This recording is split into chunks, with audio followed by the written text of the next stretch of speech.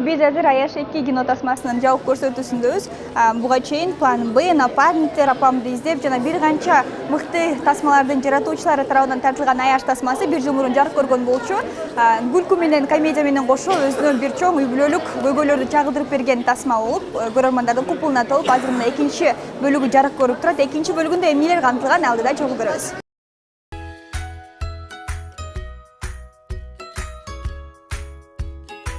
Birinci kutuktayız. Anan birinci частында аябай чоң бөлүк абалдуу мамилелерди, проблема бөлүлөрү чагылдырган, экинчисинде эмнелерди камтылган?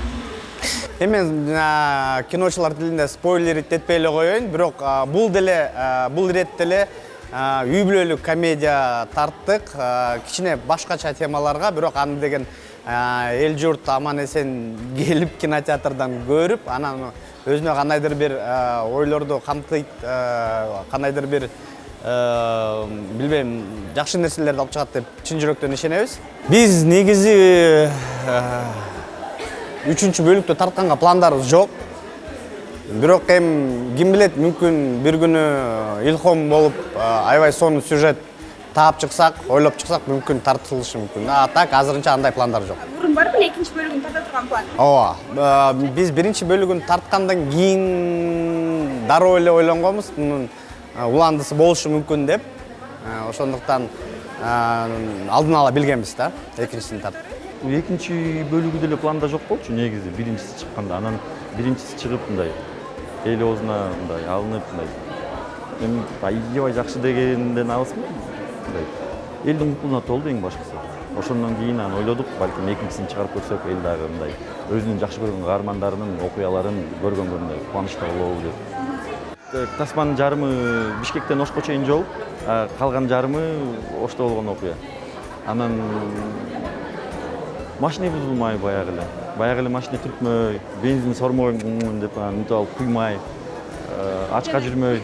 Кинодогу эле болгон нерселер жашоодо да. Ооба, негизи кино ошо жашоодон эле алынат да.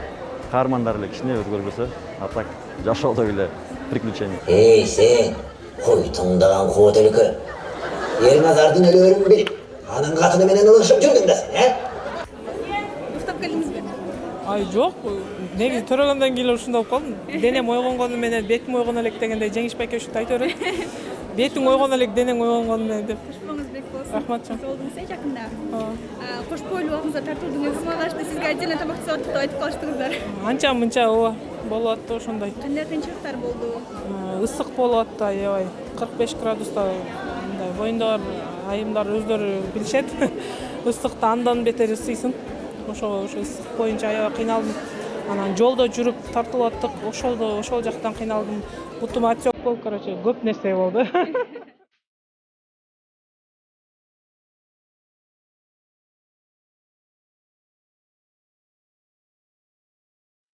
Эми өзгөчөлүктөрү өзүңөр көргүлөчү, мен айта албайм, анткени кандай ар бир эме кыйынчылык менен жаралды дачы. Анан өтө мындай тарбиялык мааниси бар болчу да, биринчисиндечи негизи ошол аял кишинин ошо бакыты боюнча сиз үчүн аял кишинин бакыты деген эмне? Кандай түшүнөсүз аялдык бакытты? Эми аялдык бакыт деген биз негизи балада да. Биз бул дүйнөгө тукум улаган эле келгенбиз, ошон үчүн ошону баягы кадыр барк менен төрөп өстүрүп жакшы тукум бериш да. Кыйынчылыктар болду, анткени жайда өтө ысык болду, 40 градус ысык, аякта 50 болуп кеткен, аябай ысыкта, анан Динка кош бойлуу болгон үчүн баарыбыз переживали.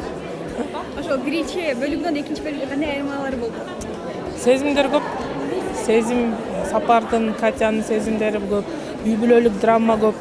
Айтор семейный комедия, үй бүлөлүк комедия. Баарыңыздар үй бүлөңүздөр менен көрсөңүздөр болот. Баарыңыздарга сунуштайм. Урматтуу көрүүчүлөр, эртеңден баштап Аяш 2ге келип күбө болуңуздар. Баарыңарды Аяш 2 тасмасына күтөбүз. Буюрса 3 ноябрдан баштап кепилдик берем, силерге тасма буюрса жагат. Баарыңарды күтөбүз.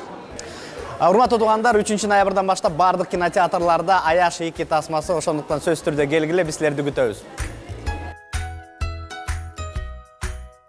Мына ушинтип эң көп кассалуу аталган аяш тасмасынын экинчи бөлүгүнүн жабык көрсөтүүсү башталды. Жана тасма башталар астында режиссер Бакыт Осмонканов кинону камерага тартпоону өтүндү. Телевизион алган ПМС, ПМС дегенде КМС кандидат мастер спорта.